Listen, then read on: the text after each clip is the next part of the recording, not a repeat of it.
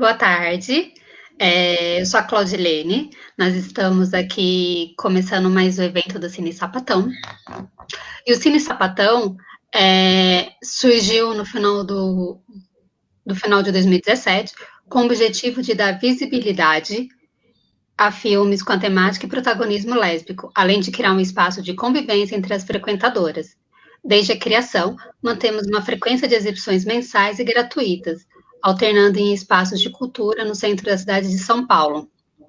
Nós vamos apresentar hoje nesse evento, né, chamado de Amor Maldito, as convidadas, que é a Viviane Ferreira, e vamos fazer uma homenagem para a Adélia Sampaio.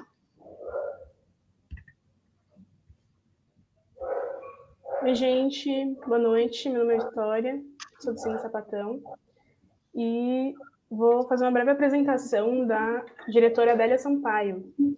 Adélia Sampaio, cineasta nascida em Belo Horizonte, com o filme Amor Maldito, de 1984, Adélia se tornou a primeira mulher negra a dirigir um longa-metragem no Brasil. Além disso, dirigiu os curtas Denúncia Vazia, de 79, Adulto Não Brinca, de 1980, Agora um Deus Dança em Mim, de 81, e Na Poeira das Ruas, de 83. Recentemente, em 2018, dirigiu o curta O Mundo de Dentro. Infelizmente, a Adélia não vai poder participar do debate hoje. A gente pede desculpas por isso, mas fica aqui a nossa sincera homenagem para essa grande diretora que é a Adélia Sampaio. A nossa convidada de hoje, ela é a Viviane Ferreira, é advogada, ativista e cineasta baiana. É fundadora da produtora Odum Filmes e é presidenta da Associação de Profissionais do Audiovisual Negro, APAM. Viviane dirigiu o curta O Dia de Jerusa, de 2014. O filme foi exibido no Festival de Cannes, na mostra Short Film Corner. Espero ter pronunciado correto. A adaptação O Dia com Jerusa, de 2020, fez de Viviane a segunda mulher negra a dirigir um longa-metragem no Brasil. O filme foi indicado na categoria de melhor longa-metragem na 23ª Mostra de Cinema de Tiradentes. Então, agora a Viviane Ferreira, não? A formação última está errada? Vamos. Boa noite, meninas. Dizer que é um prazer novamente estar aqui no Cine Sapatão, um espaço que considero também casa. Já participei de uma edição bem lá no início, no primeiro ano do Cine Sapatão, e foi muito fantástico, assim, sensacional. É um espaço que gosto bastante e fico feliz de perceber a continuidade e a renovação também de pessoas, assim, ver novas participantes do Cine é bem empolgante. Então, assim, dá parabéns para a Rita por não desistir, né, desse debate, desse embate. Eu acho que o movimento cineclubista no Brasil é um movimento de grande resistência, e atrelar isso com as nossas narrativas sapatônicas é incrível. Só para dialogar um pouco com algumas informações que a Claudilene trouxe na apresentação. Um Dia com Jerusa, meu longa estreou em Tiradentes, mas não foi premiado como categoria de melhor longa, não. Então, tem algum desencontro aí, né, dessas informações. Nós concorremos ao prêmio do Júri Popular e ficamos bem felizes com o filme Até o Fim, da Glenda Nicásio, que foi quem saiu vencedor da categoria. Tá bom?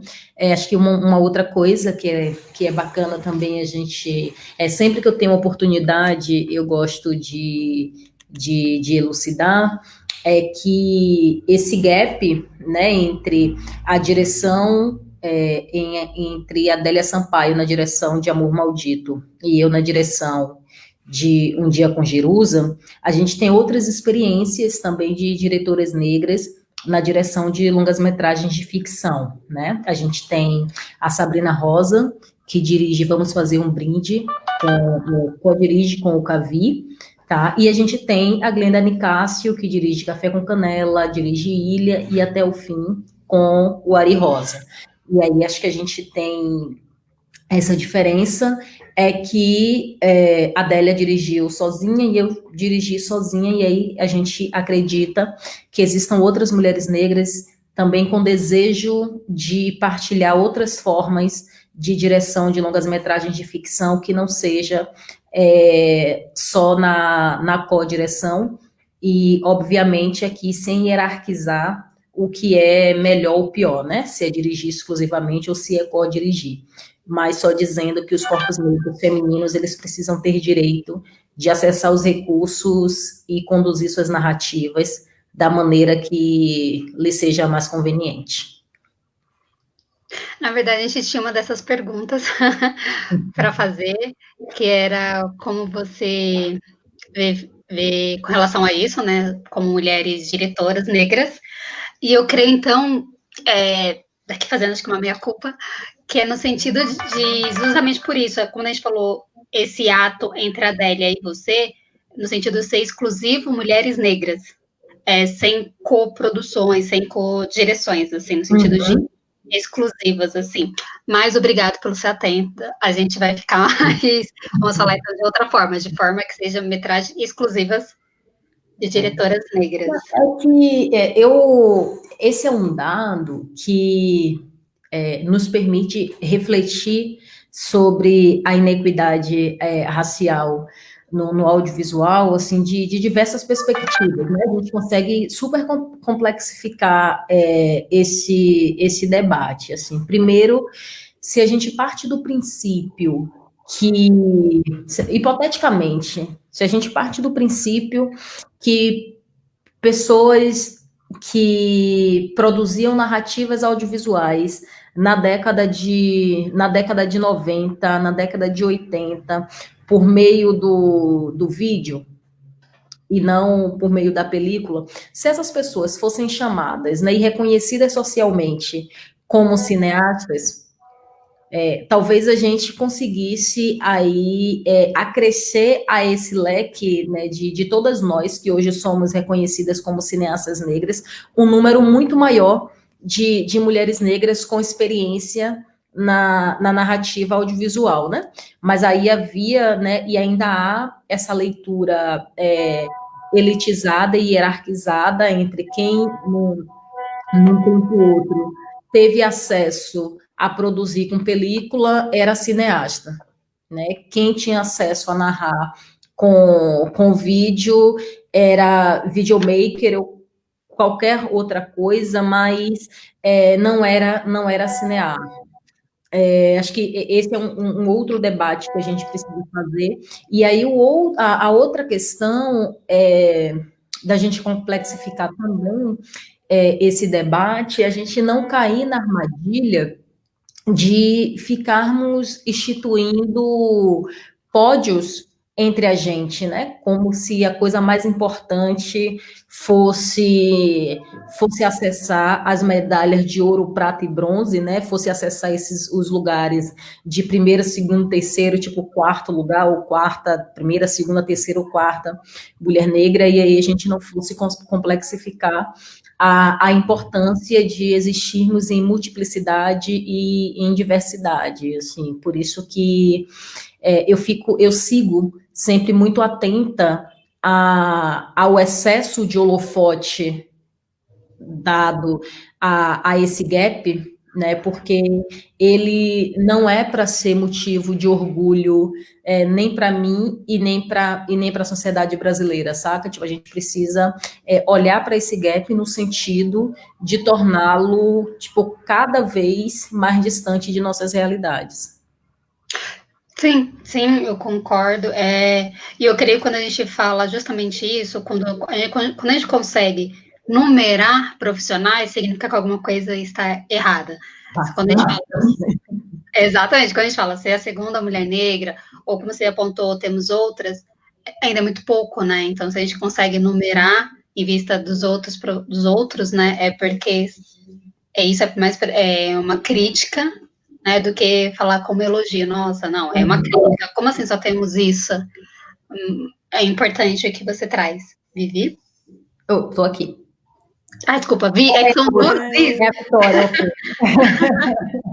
Vamos de Vivi. Para quem já está assistindo a gente, se vocês quiserem ir mandando perguntas aí nos comentários, a gente vai lendo aqui e a Viviane vai respondendo.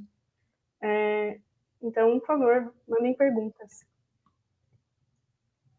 Enquanto Viviane, as pessoas não mandam perguntas, desculpa, Vitória, eu queria agradecer demais a Adélia Sampaio, assim, agradecer pela narrativa que é Amor Maldito, saca? Dizer que Adélia Sampaio tem uma importância, tipo, gigante na cinematografia nacional, por ter sido e por ser, né, seguir existindo, sendo essa primeira mulher negra a dirigir um longa de ficção no Brasil, mas também teve a coragem de levar nessa narrativa as principais instituições a julgamento, né?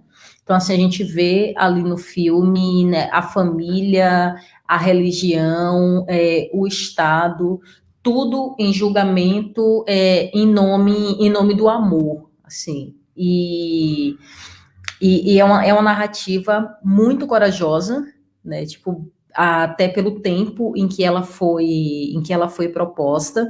Então, agradecer demais a Adélia por seguir nos provocando e nos impulsionando a pensar e desafiar essas instituições que acabam, por vezes, guiando aí os nossos corpos e sentimentos.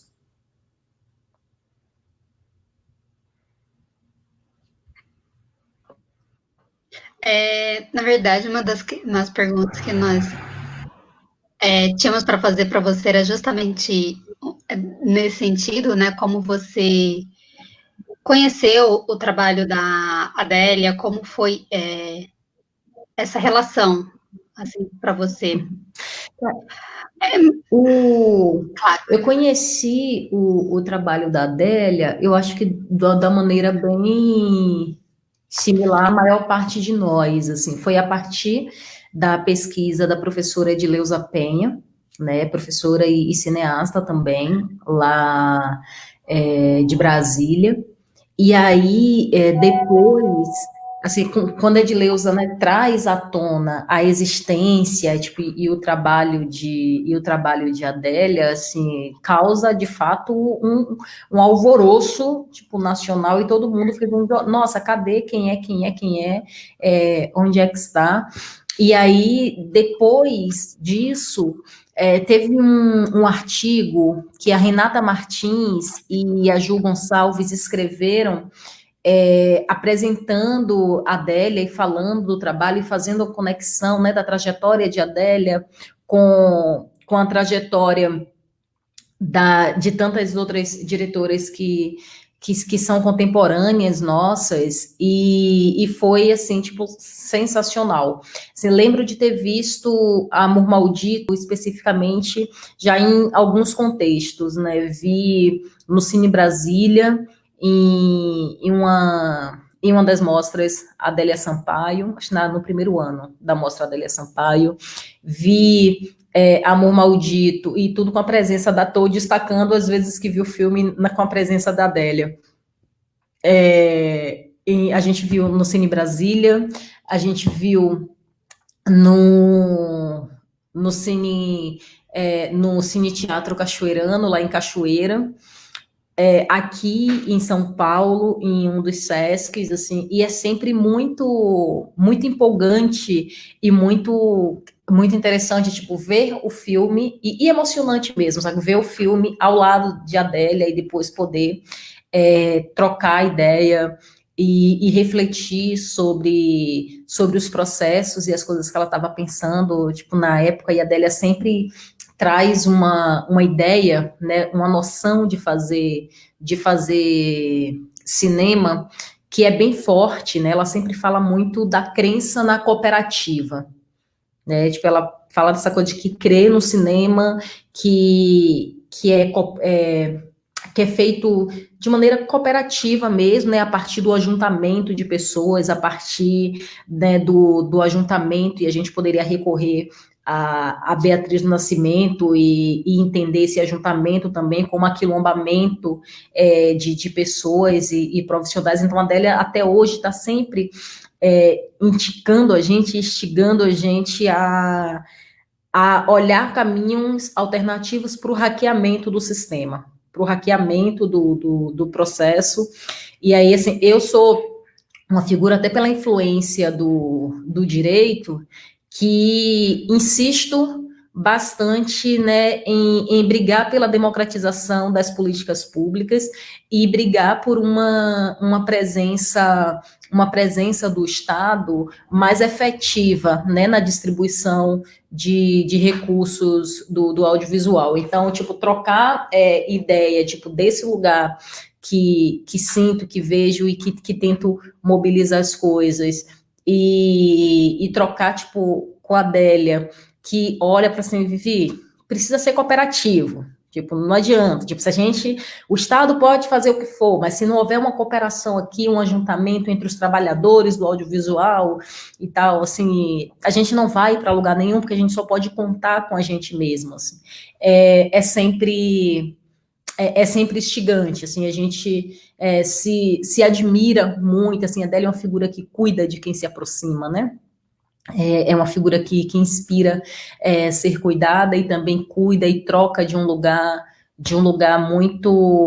sempre muito divertido. A gente sempre dá bastante risada junto, porque está sempre curtindo com algumas coisas. Então foi uma aproximação, tipo, bem massa. Assim, gosto muito, todas as vezes que posso trocar com a Adélia mais de perto. Estava super ansiosa para estar com ela hoje e a gente iria rir bastante, eu tinha certeza disso.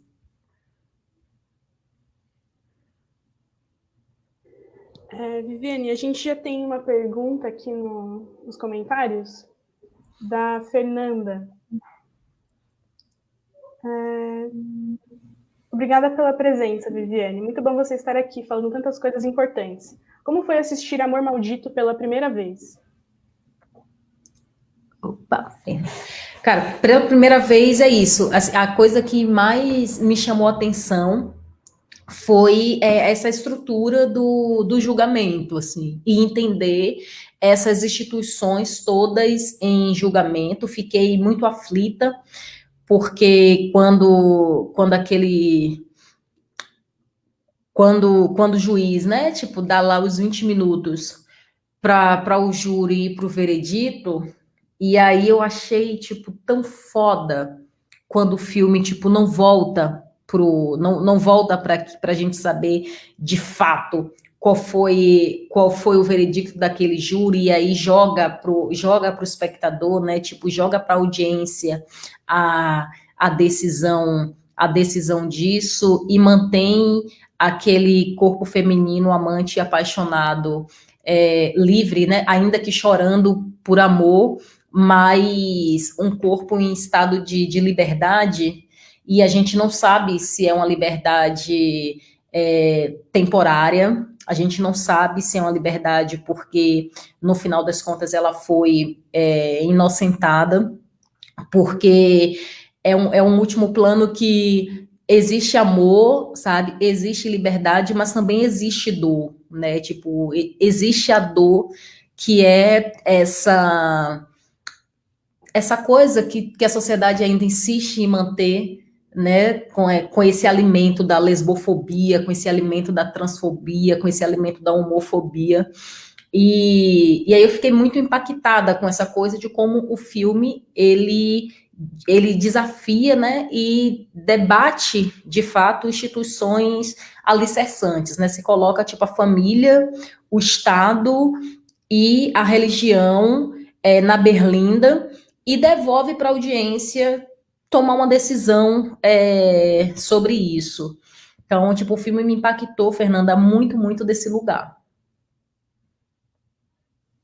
Eu acho bem interessante, né? Porque no final do filme, a fala da Fernanda de que a morte da Sueli também foi um pouco a morte dela, é bem profundo, né? E eu acho que é interessante isso ter ficado também no final do filme, como essa narrativa vai se construindo ao longo desse tribunal, que vai deixando a gente bem tenso também, para só nesse final a gente escutar a Fernanda falar e contar do que ela estava sentindo também. Porque a gente só vê as expressões corporais dela, e ela super nervosa e, enfim, e aflita também, mas a gente só vai escutando os dois advogados, tanto de defesa quanto de acusação, que também colocam... depois a gente vê um momento que mesmo o que estava defendendo ela, na verdade, era meio... Depois também aparece conversando com o de acusação, como se aquilo não fosse realmente importante, né? É realmente uma coisa mais superficial, assim, é bem interessante. É como a justiça lida com aquilo que nos afeta, né? Tipo, existe uma performance de júri, existe, né, uma performance de palco, mas no momento de tomada de decisão, né, o que vai definir a discricionariedade de cada um desses agentes da lei é a própria consciência, é o próprio pensar, né? Aquilo que eles consideram como importante ou como relevante, né? E no final das contas, é isso que a gente está. É sobre isso que a gente está brigando, e é isso que a gente está disputando quando tenta formar uma sociedade menos lesbofóbica, sabe? Assim, quando a gente diz que os movimentos feministas, eles seguem aí numa marcha por disputas de mentes e corações, não é nem uma disputa só por performances de palco e performances públicas, mas são por decisões subjetivas e no íntimo da consciência de cada uma dessas pessoas.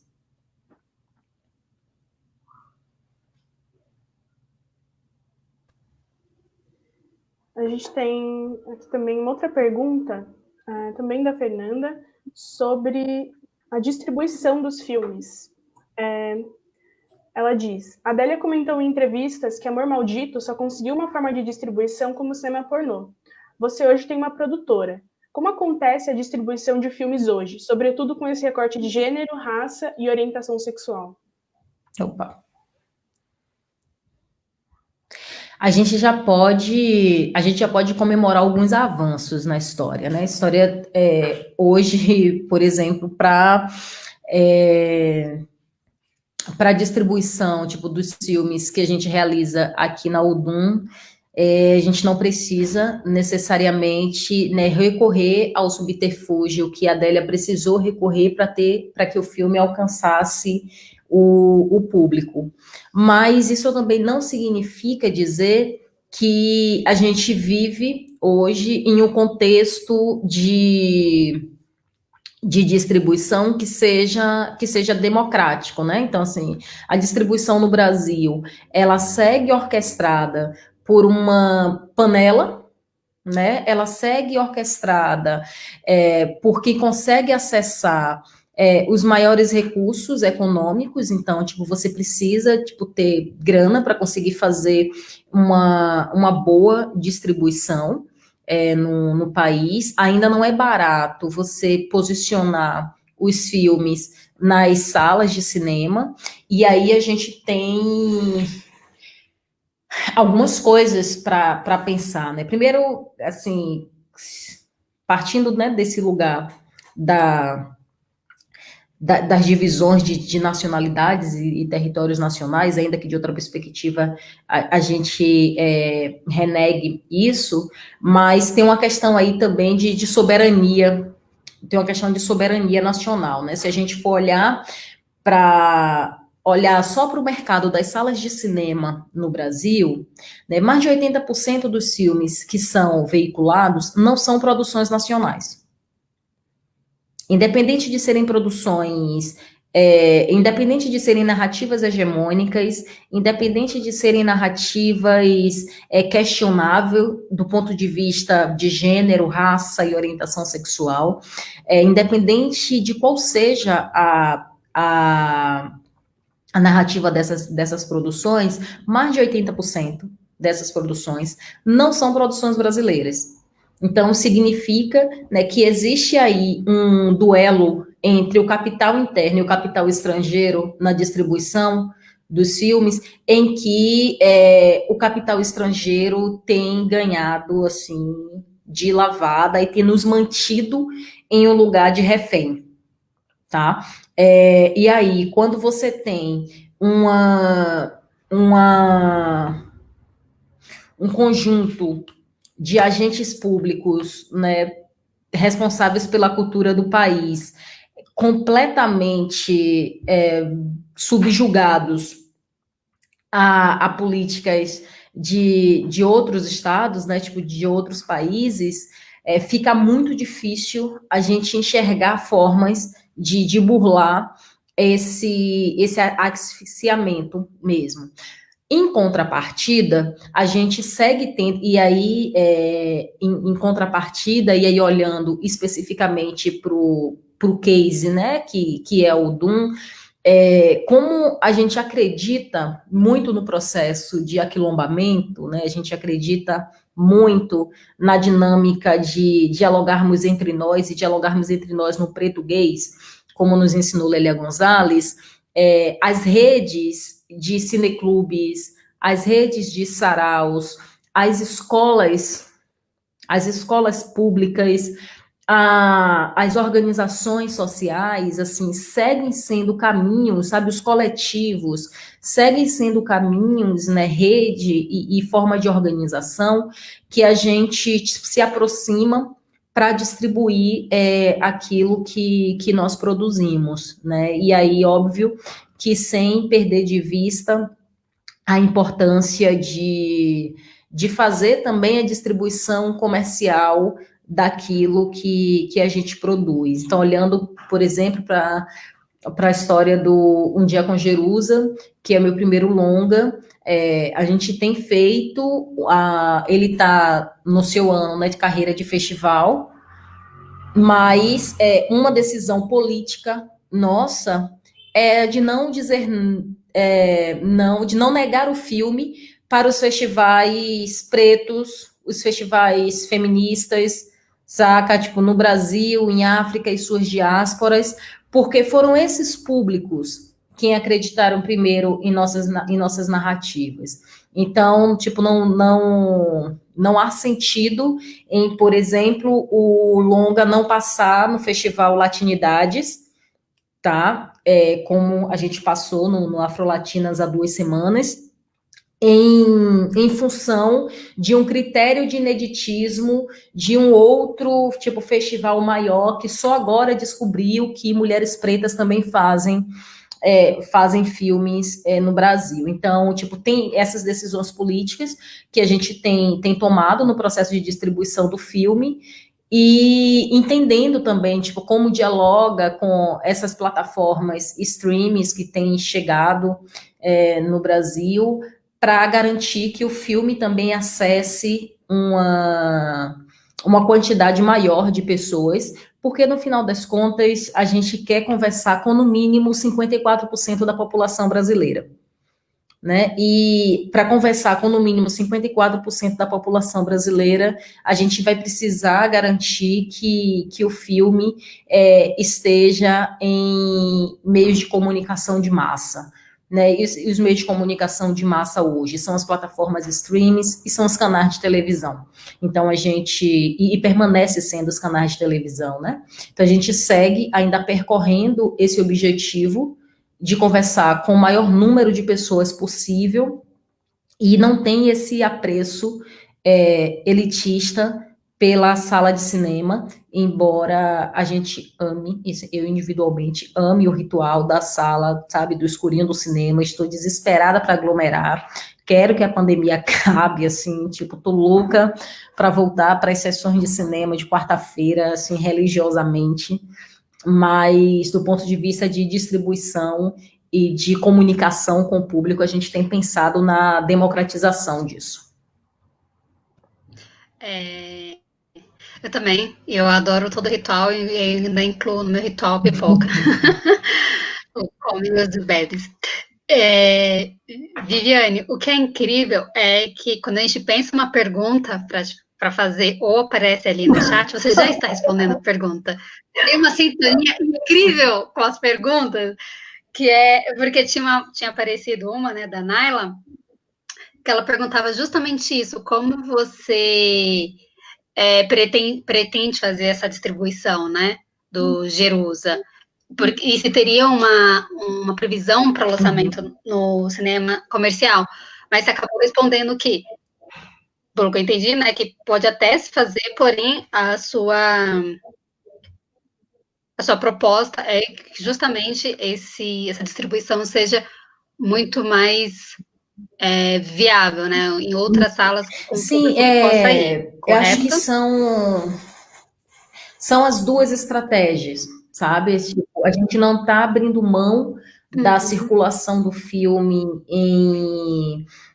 no nosso circuito, né? E aí pensando, sei lá, a sessão especial do filme em 2019, para a gente sentir a temperatura do público, foi no Encontro de Cinema Negro Zózimo Bubu, tá? Tipo, aí a estreia dele foi na Mostra Tiradentes, em janeiro desse ano, e a segunda exibição do filme a gente teve no Festival Latinidades.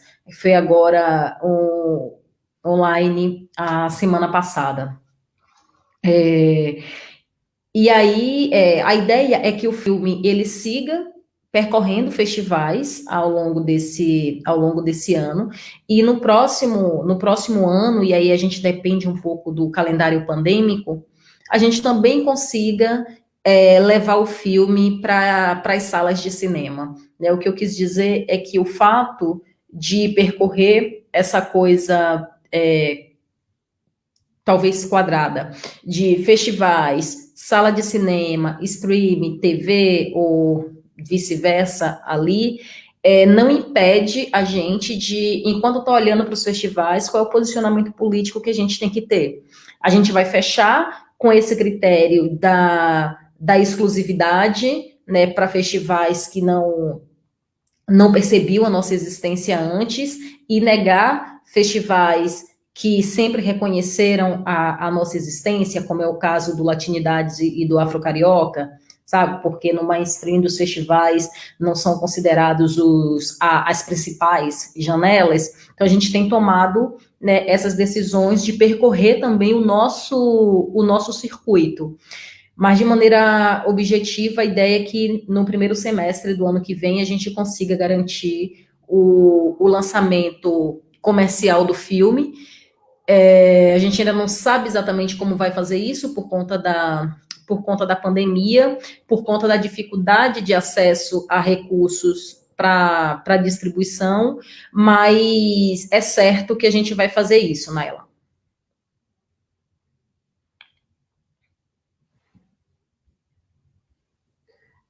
É muito importante, eu acho. Você quer falar, Cláudia? Pode falar. Pode falar, Vi. Eu acho muito importante falar sobre distribuição, ainda mais pensando no que é a distribuição no cinema nacional, e a Viviane falar dessa questão dos coletivos e desses outros espaços de festivais que constroem de maneira tão bonita e tão potente essa ampliação de outras narrativas, né? E de uma forma muito bonita, assim, da gente ver acontecer, e pensar que realmente não dá para negar nenhum desses outros espaços, assim. Tanto esses, como você bem colocou, parece que negavam que existia outras pessoas fazendo cinema, né? E que agora estão se abrindo aí. É bem importante mesmo marcar essa presença e, enfim, fazer chegar mesmo para as pessoas essas histórias que estão sendo contadas há bastante tempo também. Acho que é importante falar disso. Parece que as coisas são assim muito recentes, mas não é tanto assim, né? Tem muita coisa acontecendo já há certo tempo, assim. É importante pensar sobre isso, ter esse olhar mais histórico também, de que as coisas estão sendo feitas. Tem bastante gente nesse embate, assim, nessa disputa.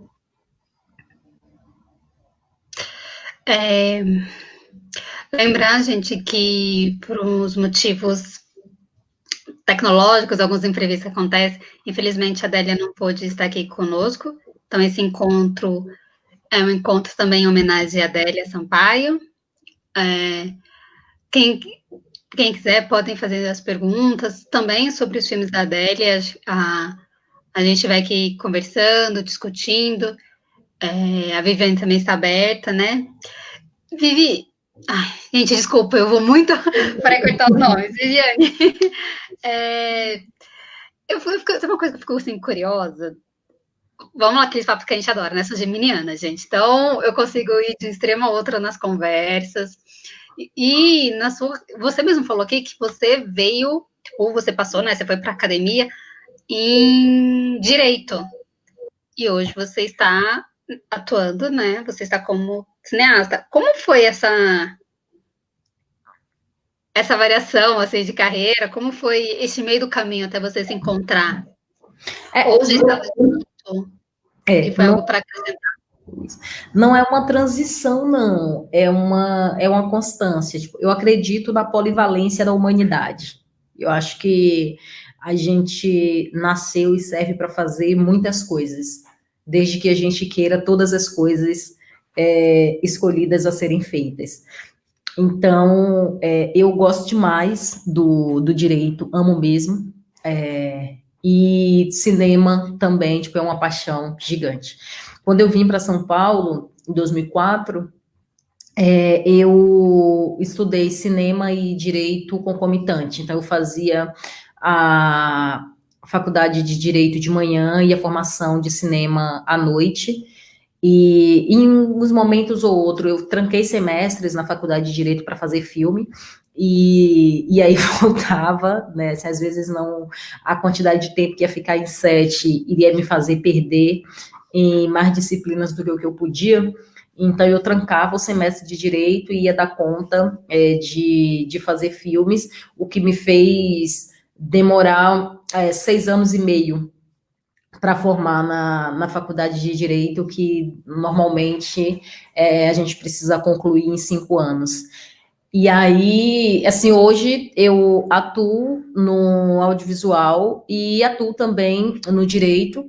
A diferença é que no direito eu tenho uma atuação mais focada pro direito do entretenimento.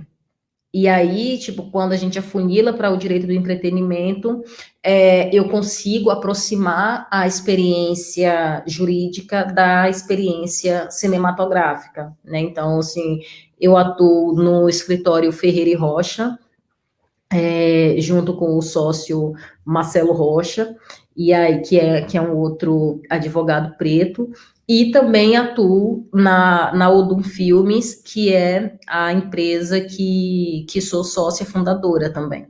Então, não existe uma transição entre áreas, mas elas coexistem, e aí eu vou coabitando mesmo com essas tarefas e funções. Nossa, super me identifiquei, super. Eu também faço isso, eu falo, gente, eu devo ser muito, assim, porque eu faço duas, e são duas paixões, e eu super te entendo, e eu concordo, acho que o ser humano consegue abarcar, abraçar vários projetos, e por mais que sejam opostos ou polos tão diferentes, a gente consegue, no meio do caminho, se encontrar, ou também se não se encontrar, a gente sendo feliz nesses projetos. Muitos processos têm pontos de conexão, né? E aí eu acho que quando a gente encontra os pontos de intersecção entre as paixões, acaba sendo inevitável. E acaba se criando o próprio caminho, né? Então, eu concordo. A Laura Saleri fez uma pergunta que é emendando, né, com um ponto que a Vitória falou, como você acha que podemos garantir que obras que ficaram marginalizadas na história do cinema possam ser revisitadas e não esquecidas? Laura, o que vocês fazem, tipo, o que o Cine Sapatão faz é isso, saca? Tipo, o que o circuito de cineclubes e de saraus fazem, né? Tipo, o que os coletivos fazem é isso. Eu acho que quanto mais a gente tiver organizado coletivamente, né, em células, né, coletivas e cooperativas, e falando sobre os nossos trabalhos e fazendo esses trabalhos, né, circularem, serem refletidos entre nós, é a possibilidade dele não cair no esquecimento. E a gente pensar a interdisciplinaridade mesmo das coisas, saca? Tipo, quando a gente vai para academia, e aí, tipo, você vai fazer, tipo, o seu TCC, você vai fazer o seu mestrado, você vai fazer o seu doutorado,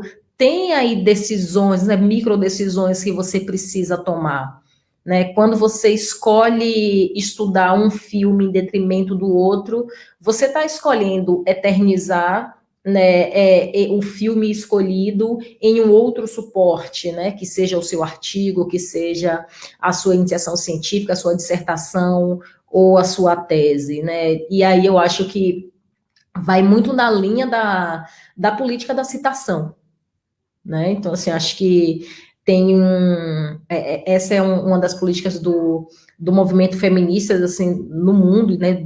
Das diversas vertentes do movimento feminista, que é, tipo, vamos citar trabalhos de mulheres feministas em todo o mundo, sabe? Em todas as áreas.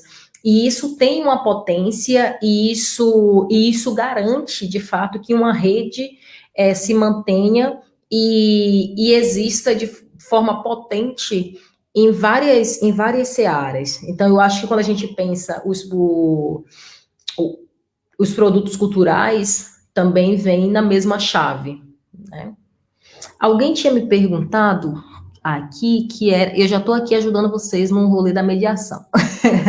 Acho que foi Eu falo que com você, as pessoas, a gente está pensando na pergunta, você já está respondendo, vem o comentário, você já lê. Você realmente é completa. Tipo, como a obra da Adélia influenciou a minha obra. Cara, Aline, tem uma parada no meu longa. Como é que eu vou falar isso para você sem dar spoiler, cara? Bom,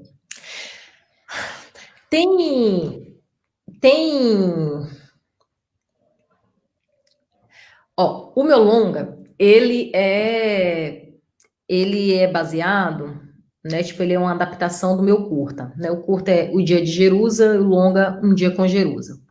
E aí, no curta, eu tinha uma situação amorosa que era vivenciada numa chave heteronormativa. E aí, assim, buscando um diálogo com Amor Maldito, no longa, a chave dessa relação virou uma relação lésbica e não mais uma relação heteronormativa. Então, tem essa coisa do entender a relação entre as mulheres, né, e o amor partilhado entre as mulheres de um lugar tão natural quanto qualquer outra situação apresentada ali na narrativa, então, ali no meu filme. Então, é uma parada que, assim como tantas outras coisas que tem no meu roteiro, eu não me senti pressionada e obrigada a super aprofundar e explicar o porquê estava ali, ou criar uma grande justificativa dramática para existir aquela relação. Ela simplesmente existe. E é simplesmente relações entre mulheres, saca? Com a profundidade dos encontros possíveis dentro daquele um dia.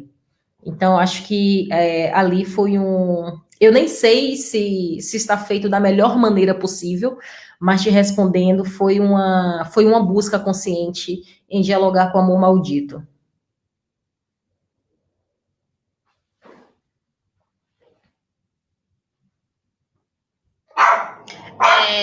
A Natália de Brito, ela faz um comentário falando que ela também é advogada e que é lindo ver essa linha tênue entre o universo jurídico e a arte.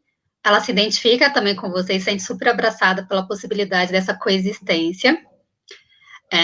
Então, sim, então várias pessoas também têm vários amores, né? Várias possibilidades. É super possível. E real, assim, eu fico, tipo, muito empolgada diante, tipo, de um roteiro cinematográfico, tão empolgada quanto eu fico diante do atendimento de um cliente no escritório, assim, não é... Eu eu não vou para situações de, ai, que saco, eu queria estar lá no set, eu queria estar escrevendo e agora eu estou aqui no escritório. Não, tipo, Não é tipo, um é paixão e o outro é pagar as contas, né? Os dois Não, são paixões. não, não, não, não, não. Embora o direito permita pagar as contas mais do que o cinema, isso não dá para negar. Eu seria leviana se eu dissesse que não. Então, tem aí tem essa intersecção também com a necessidade de pagar as contas, mas eu sou bem feliz de poder fazer isso com paixão e felicidade. Assim, se eu tivesse que fazer qualquer outra coisa que eu não gostasse para pagar as contas, nossa, eu já teria tocado bomba em alguns lugares nesse país. A Carolina Mendes, ela também faz um comentário que não sabe se já comentaram, né? Porque ela chegou um pouco atrasada. Não tem problema, Carolina, importante você estar aqui participando. Mas ela falando que conversando sobre amor maldito com uma amiga, elas ficaram sempre pensando no que é imaginação e no que é realidade no filme. A cena do amor entre Fernanda e Sueli pelo cenário meio floresta parece imaginação da Fernanda. Teria o relacionamento realmente acontecido ou seria só um desejo de Fernanda? Acho que essa é uma interpretação possível. E aí, Vivi? Como é o nome da garota? Caroline Mendes. Caroline. Ó, eu sou uma narradora audiovisual partidária de que existe sempre alguns filmes acontecendo enquanto a exibição tá rolando, saca? Tipo, tem o filme que tá na tela, tem o filme que a gente tá construindo. E aí, e gosto dessa conexão, gosto dessa intersecção, porque a partir daí, as diversas interpretações, elas se tornam possível.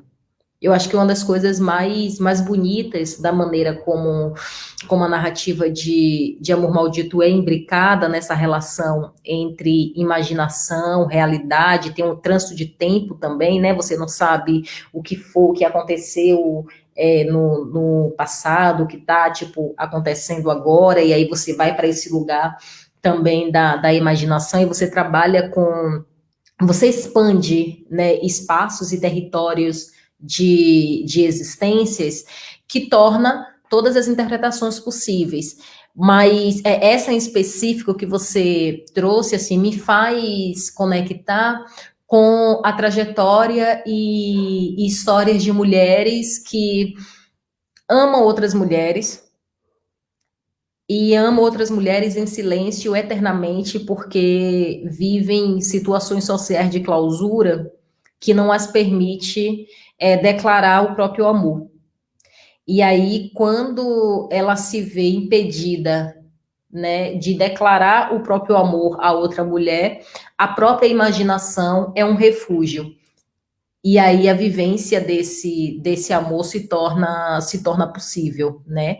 E se ela vive esse amor na própria imaginação, para mim, ele não é menos real. Sabe, para mim ele é tão real quanto se ela estivesse existindo em um espaço-tempo que eu, outra pessoa, pudesse apreender com os meus próprios olhos. Então, assim, não sei se complexifiquei as coisas, mas lhe dizer que sim, acho que é uma interpretação possível e acredito no espaço da imaginação como uma extensão do espaço real. Talvez isso seja pisciano demais, eu sou de peixes com ascendente em peixes, mas eu acredito que aquilo que a gente imagina existe. Creia o outro ou não, existe, e se a gente imagina e se a gente sente, existe. E todo sapatão sabe que é possível imaginar e gozar. E aí não dá para dizer que não existe. Eu adorei essa resposta, que é uma resposta sim, não. Tipo, o seu lado advogado para mim bateu forte, mais do que de pisciana. Mas gostei da sua resposta. Gostei. Oi. Vitória? Opa, qual? Vitória. Eu agora vou perguntar para você agora, qual? Será que voltou? Não sei se voltou. Minha internet tá meio Voltou. ruim. Não, eu ia falar, antes da Viviane falar sobre a questão de peixes, eu ia comentar isso, assim, eu já estava pensando, porque eu também sou pisciana, e aí eu também tenho toda essa coisa da imaginação, assim, e e no meu caso não vai para o audiovisual, mas é muito para a escrita, que também está ali próximo, né, mas eu coloco isso muito na escrevivência, pegando aí Conceição Evaristo, citando Conceição Evaristo aqui, é muito potente mesmo, né? Imaginação não só como esse lugar de vulnerabilidade, mas é um lugar de muita potência mesmo. Muito bom. A Isabela Lisboa, ela faz um comentário também, ela fala total, acho que ela tá respondendo a Caroline, se eu não me engano. Esse filme é um marco mesmo, fiquei muito emocionada quando vi, pela obra em si e pelo contexto que ele foi produzido. A Adélia foi muito corajosa. Então, sim, Isabela, concordamos. E a Lívia Pérez também faz uma resposta, acho que para Caroline, que ela fala muito interessante sua colocação, Caroline.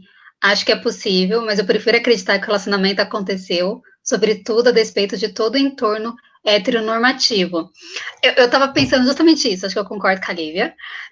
Misógino, autoritário e condenatório do julgamento. O relacionamento delas triunfa na direção e na montagem, no flashback da protagonista. Isso é a supervisão da diretora a toda aquela sociedade que condena, na minha opinião.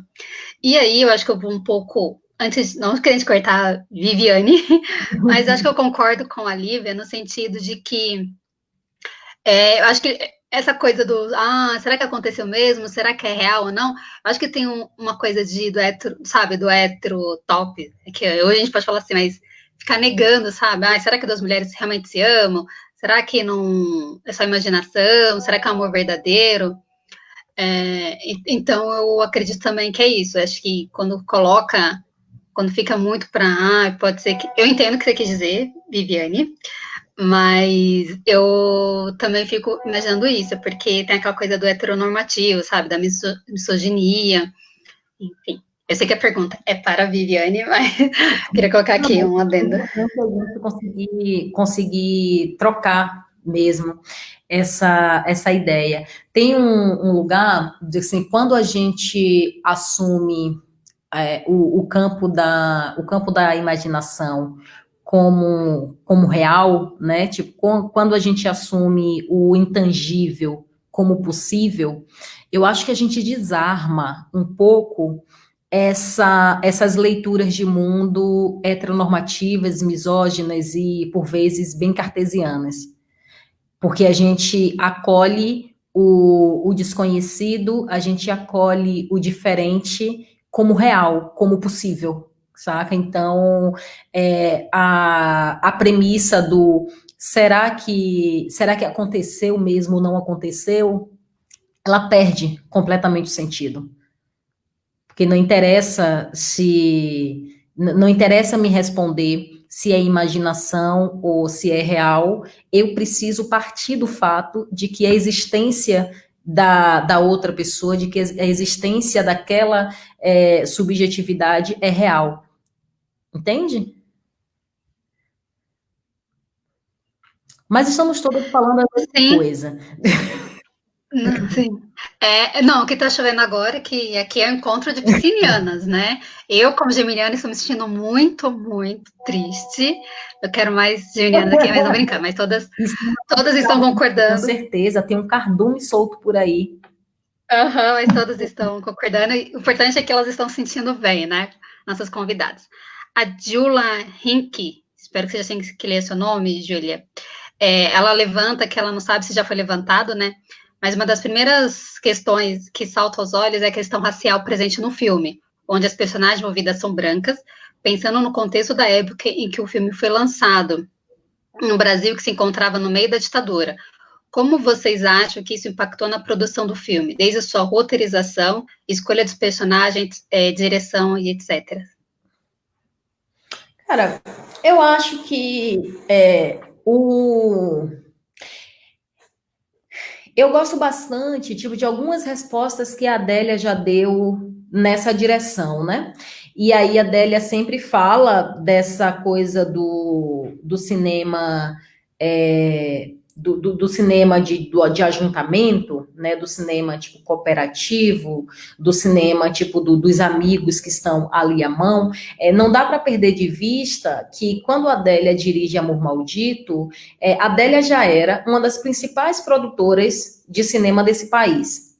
Então, ela produzia, né, para o cinema hegemônico, né? E aí o lugar, as pessoas que ela se relacionava, as pessoas que ela conhecia naquele momento, que ela poderia, tipo, chamar para o risco do projeto individual, né? Eram aquelas pessoas. Então, acho que olhar para o pertencimento racial, tipo, do elenco de Amor Maldito, também entendendo qual era o contexto que a Adélia existia cinematograficamente e existe cinematograficamente na história desse país. Uma outra coisa que é importante sinalizar, assim, e aí eu estou partindo de respostas anteriores que a Adélia já deu em outros espaços, e eu espero que ela esteja por aí. Adélia, se eu estiver falando besteira, você bota aí um comentário e diz, Vivi, não é assim não. Mas a questão racial para a Adélia, e, assim, e óbvio que não é dizendo que na década de 80 a Adélia Sampaio não sabia que existia racismo no Brasil, né? Existia, sabia, mas assim, a Adélia Sampaio era uma mulher preta na década de 80 em um contexto de ditadura, né, em que acreditou piamente nas batalhas pela esquerda, né, nas batalhas de combate a um Estado ditatorial, em um processo que fosse todo mundo junto, né, em um processo em que e as lutas, né, pela ditadura, pelo menos a mais famosa, acreditou bastante nessa coisa de que a classe se sobrepunha à raça. Então, tipo, quando a Adélia coloca que naquele momento, para ela, não era uma questão se o elenco seria branco, se o elenco seria preto, porque o importante era ter um elenco subversivo, era ter pessoas corajosas que compunham a rede, né, o network dela naquele momento, capaz de colocar aquela história de pé. Né? Então, eu acho que a gente não pode ler a escolha e o casting do filme distante dessa realidade, né? É óbvio que existia no Brasil, na década de 80, outros núcleos de artistas negros e não negros, pensando já e questionando, né, a questão da representação racial, tipo, no audiovisual, tipo, existia. Mas não era nessa outra bolha que a Adélia estava transitando, né? Ela estava transitando ali em uma bolha de lutas via a esquerda, em que a presença de pessoas brancas era muito maior do que a presença de pessoas negras, e o discurso político imbricado era essa coisa de que se a gente resolve as questões de classe, as questões de raça estão resolvidas. E até hoje, né? Tipo, vira e mexe, Lívia Pérez está aqui, e assim a gente compartilha alguns espaços de disputa política real nas políticas do audiovisual nesse país, e até hoje tem um monte de gente que acredita que a gente vai resolver as questões de classe, as questões de raça vai estar resolvida. E não está, sabe? Em um país em que você tem aí as riquezas alicerçadas em um sistema escravocrata, não dá para você desconsiderar raça como uma questão central, penso eu.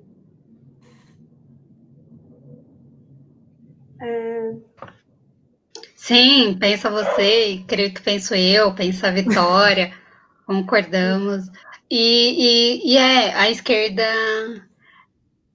vai virar já outro debate, mas acredito sim que a esquerda tem esse pequeno não, mas tem esse defeito, entre outros, que visa muito o detrimento da luta de classes, de raça, de gênero, de sexualidade.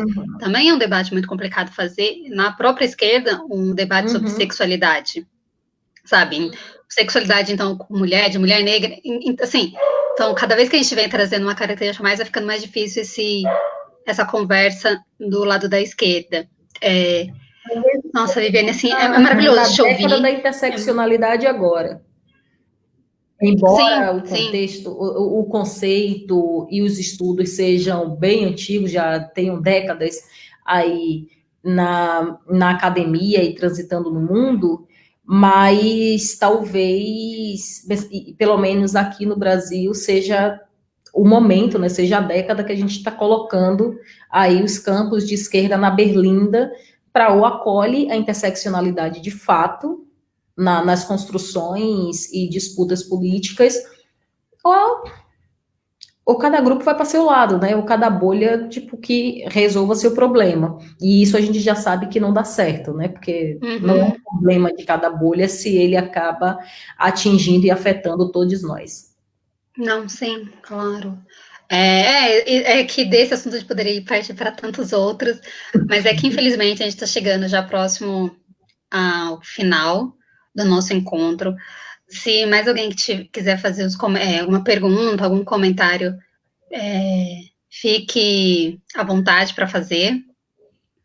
E, Viviane, você quer falar mais alguma coisa? Você quer fazer algum outro comentário?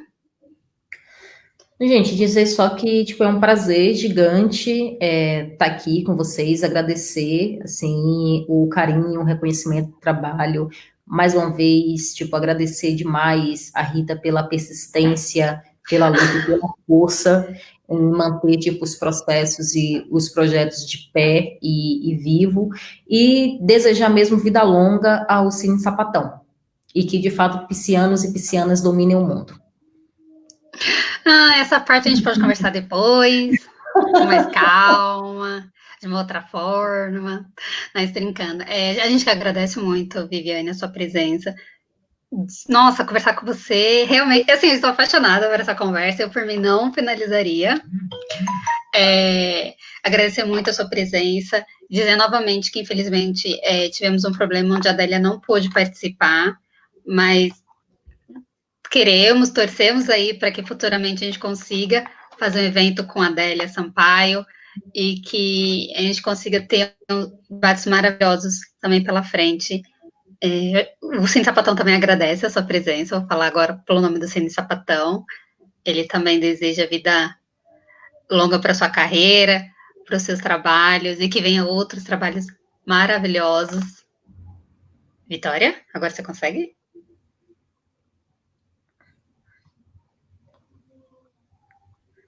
É porque você tá mudo. E agora? Tá mais ou menos? Tá perfeito. Tá ótimo? Tá. Eu fico muito feliz. Essa conversa, ela já passou aqui 1 hora e nem parece que passou tudo isso já. Fico muito feliz mesmo de estar participando aqui. Viviane, muito obrigada por tudo que você colocou, por tudo que você falou. Me toca muito e tenho certeza que toca todo mundo que estava aqui, que ainda está aqui, te escutou e, enfim, é muito, muito bonito mesmo escutar todas essas coisas. Eu fico muito feliz e obrigada por ter participado com a gente, obrigada por estar aqui. É isso, foi incrível. Que bom, gente. Grata e parabéns, Adélia Sampaio, parabéns, Amor Maldito, e que a pandemia vá embora. Sim, por favor, precisamos ir no cinema e em outros lugares também. Eu já tenho uma listinha os lugares que eu vou, as pessoas que eu vou encontrar. E antes está aberta para entrar na minha lista, se quiser. Estamos todas em São Paulo. Manter esse debate. E você está mais que convidada para voltar, já que você já disse lá no começo da conversa, que já sente de casa, né? Que já veio aqui outras vezes. Então, venha sempre que desejar, sempre que tendo filmes novos ou não, projetos novos ou não, venha bater um papo. A gente agradece muito sua presença, agradecemos também imensamente vocês que estiveram aqui conosco, participando. E é isso, gente, muito obrigada. Uma boa tarde. Natália, nós também nos adoramos, também foi massa. Aí, por mim, eu acredito que pela Vitória a gente continuaria, pelo Cine Sapatão a gente continuaria aqui até não sei quando. Então, muito obrigada a todos. Vitória? Muito obrigada, gente.